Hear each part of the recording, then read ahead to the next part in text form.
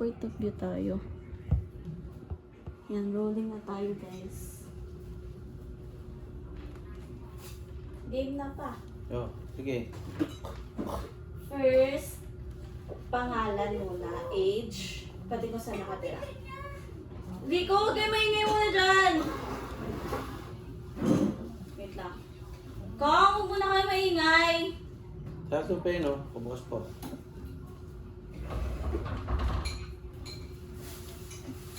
So, yun. Age, name, age, saan nakatira. Paano gagawin niya? Sabi mo, ako po? Hindi, kung natural lang na pagpapakilala. Like, kung paano ka talaga sasagot, ganun lang. 53 years old. Sige. Kung ano muna. Ayan.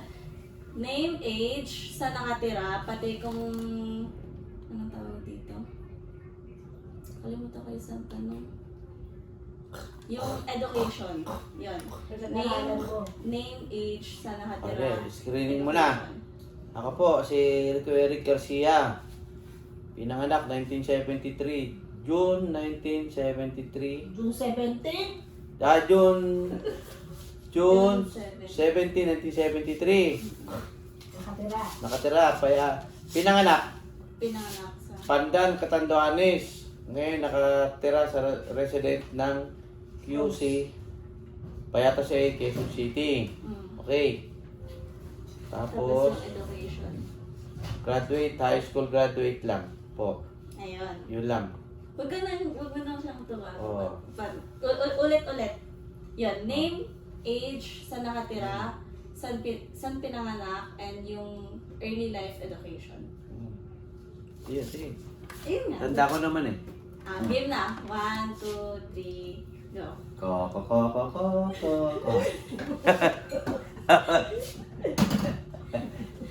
Ayun yun. Game na. Rolling tayo. Okay, okay. 1, 2, 3. So, what is your name, age, early life education, and saan ka pinanganak? My name is Rico Eric Garcia.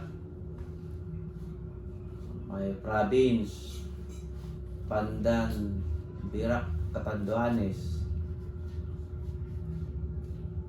Age. Pinanganak ng June 17, 1973. High school graduate. So, yun. Pag-usapan muna natin yung early life and background. So, unang question is, ano po ba yung kalagayan ng pamilya niyo noon at paano kanila pinalaki? Di, nakalo na yan? Tuloy-tuloy na. Iba noon.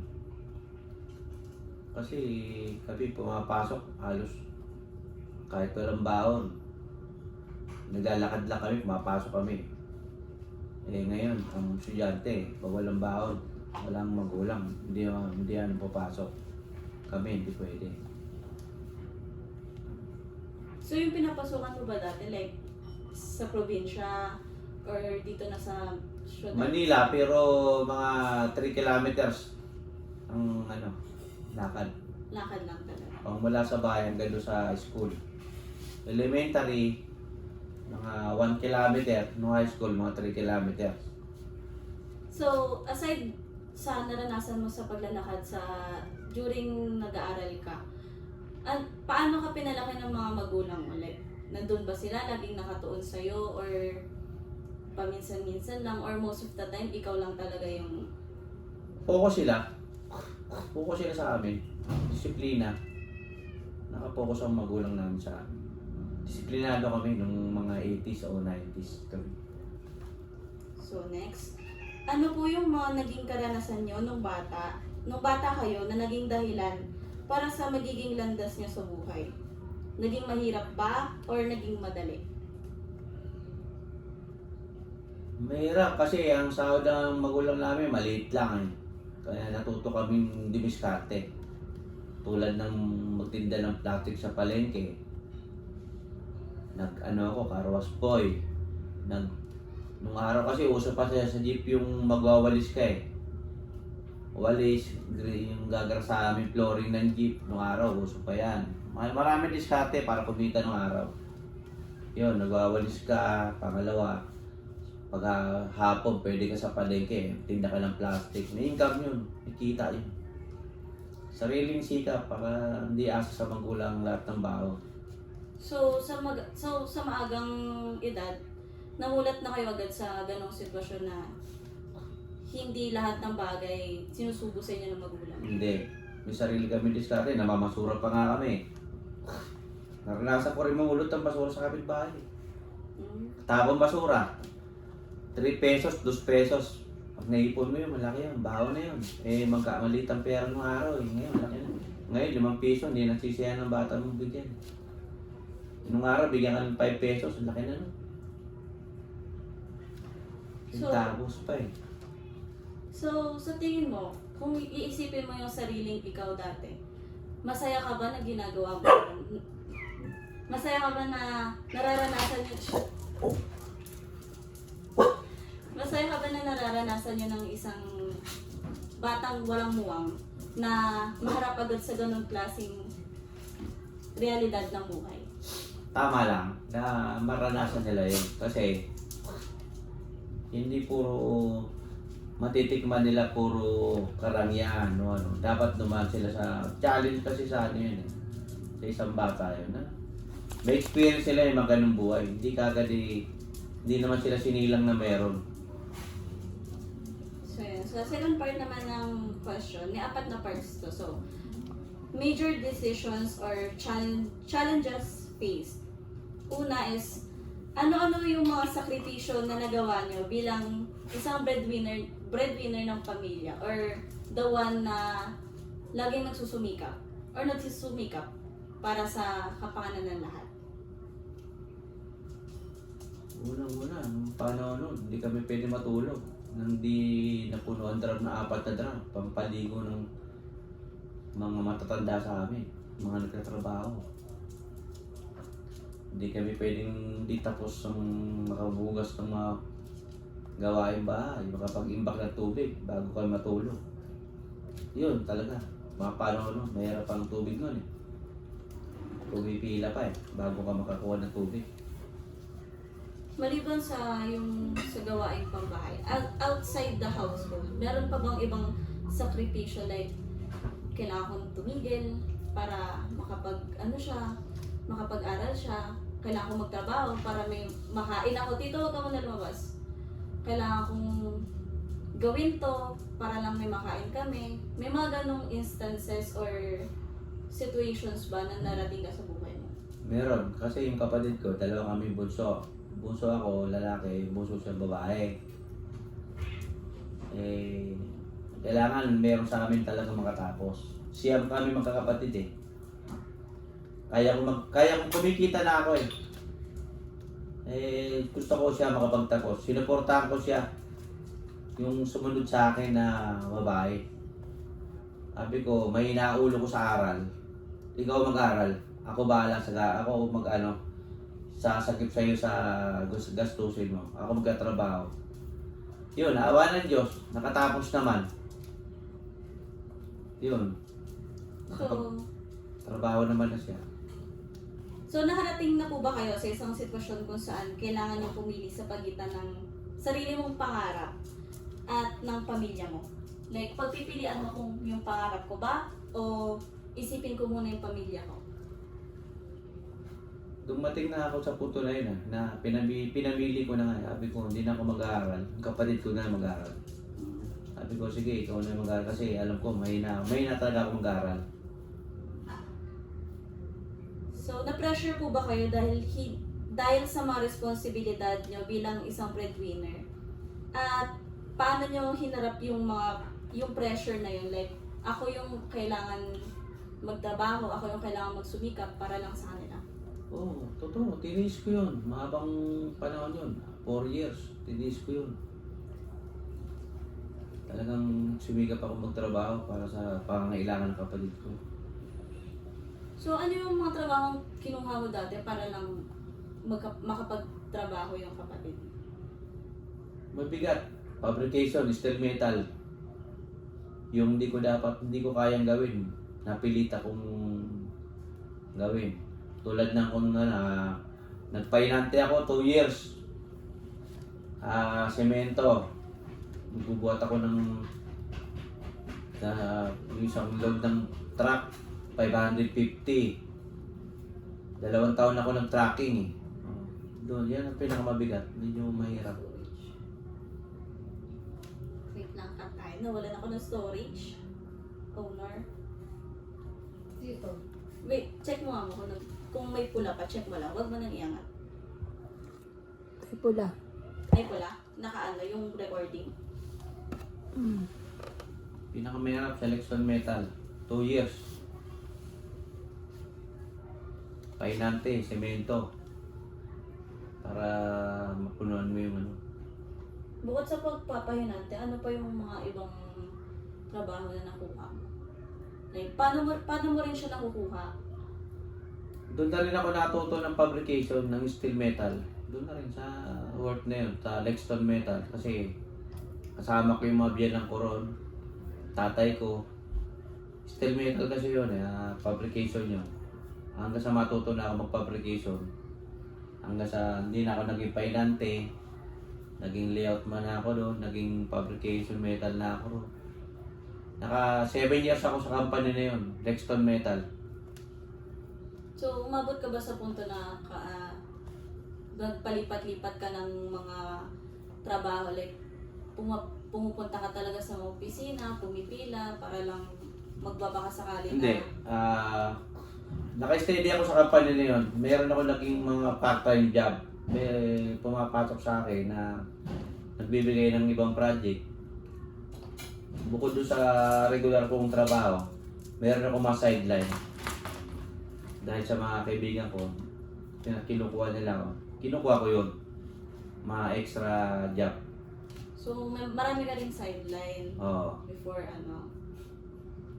So, paano mo na-handle yung pressure na yun? Kasabay nung iniisip mo yung bayarin sa bahay, bayarin ng kailangan ng kapatid mo, bayarin ng para sa sarili mo din, pati kung paano ka pa maka-survive araw-araw. Paano mo na-handle yung pressure na yun? Like, ano yung ginagawa mong coping mechanism?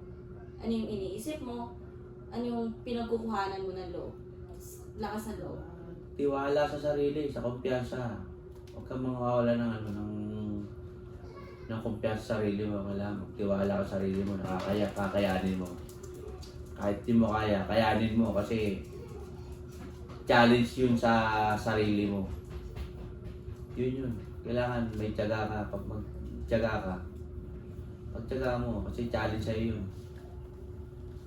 So, sa third part na tayo, which is values and moral principles they stood for. May dalawang question lang dito. Yung una is, paano nabago ng pagiging breadwinner ang iyong pananaw at paraan ng pamumuhay? Siyempre, nung panahon na ng mag-asawa na ako, nahati na. Siyempre, may pamilya na ako, hindi na ganun. Hati ng suporta. Kahit na ganun pa man nangyari, paano, may asawa ko naman, nakakaintindi. Nang mag-asawa na kami, may pinapaaral pa ako, naintindihan naman niya. So, paano Kasi may hangganan naman yung pagpapaaral eh. So, paano nabago nun, nung sitwasyon mo dati, yung pananaw mo sa buhay? Like, may nagbago ba sa pananaw mo sa buhay nung nagtatrabaho ka na sa dati ng pananaw mo na hindi pa ikaw yung bumubuhay? O nagsusustento sa pag-aaral ng kapatid mo? Like, nagbago ba yung pananaw mo sa pamumuhay nyo, pati yung paraan ng pamumuhay mo? Natuto ka lang. Kumbaga, nadagdano ka lang. Wala naman naman na bago. Kumbaga, natuto ka lang sa sarili mo kung paano mo iano ang ang sarili mo. Paano ka susuporta sa kanila, paano mo hatiin yung kinikita mo, o paano mo magtitira ka rin para sa sarili mo. Tsaka para din sa pamilya mo. Maraming mababago pagdating doon sa ganun. So, kaya mo ba magbigay ng kahit isa lang na pagbabago yung major or malaking pagbabago sa buhay mo simula nung naging breadwinner ka ng pamilya? So, kailangan maging matyaga ka, masipag ka, hindi ka marunong sumurrender. Lahat, kakayanin mo. Hindi mo kaya, kakayanin mo, pipilitin mo. Kahit hindi mo pa na nagawa yan, hindi mo man nasubukan yan, subukan mo kasi pag hindi mo nasubukan, hindi ka matututo. Matututo ka pag nasubukan mo. Wala naman taong perpekto eh. Lahat nagkakamali. Try ng try, subok ng subok. Testing ng testing. Walang mawawala sa taong sumusubok. So next, paano nakaapekto yung pagiging breadwinner mo sa iyong paniniwala sa tama at mali? Like, paano siya nakaapekto sa pagdedetermine ng tama at mali? At paano siya nakakaapekto sa pagdedesisyon mo sa mga sitwasyon na kailangan mong mamili sa kung tama ba to o kung mali ba? Minsan,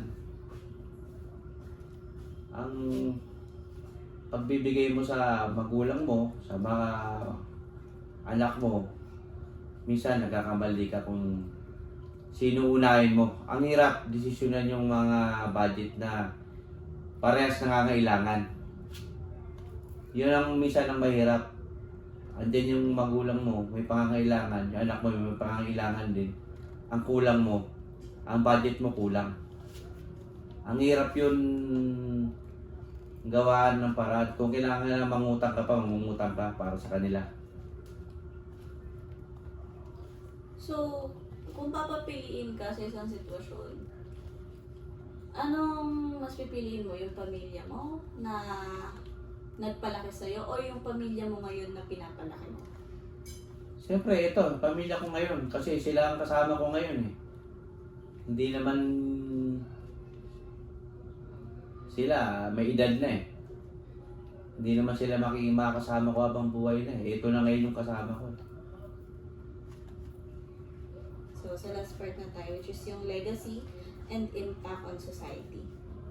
Sa tingin nyo, sa tingin nyo ba, ang mga ginagawa ninyo ngayon ay magkakaroon ng epekto sa mga kabataan o sa mga tao sa paligid mo? Kung oo, sa paanong paraan? Ano? Like, sa tingin mo ba magkakaroon ng epekto sa kapwa mo yung ginagawa mo ngayon? Na para sa pamilya mo o sa sarili mo? Kung oo, sa paanong paraan makaka-epekto ito? Like, ano yung magiging epekto nito sa ibang tao? Oo, siguro kasi may taong nabubuhay na walang pakialam sa sarili. May taong nabubuhay na walang pakialam sa kapwa eh. Ano pa? Ano pa? Like, ano pa yung magiging epekto niya? Yun ang ano dun eh. May taong meron ano sa may tawag ito. May pagpapahalaga sa sarili niya. So yes, wait lang. Break muna tayo. Ito, Umuubos si Tito din.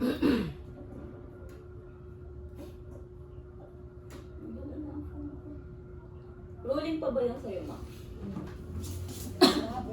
mamaya di pa tapos. Lumayas ka na nga. Ito na lang. Tatlo muna, palabasin mo na muna isa.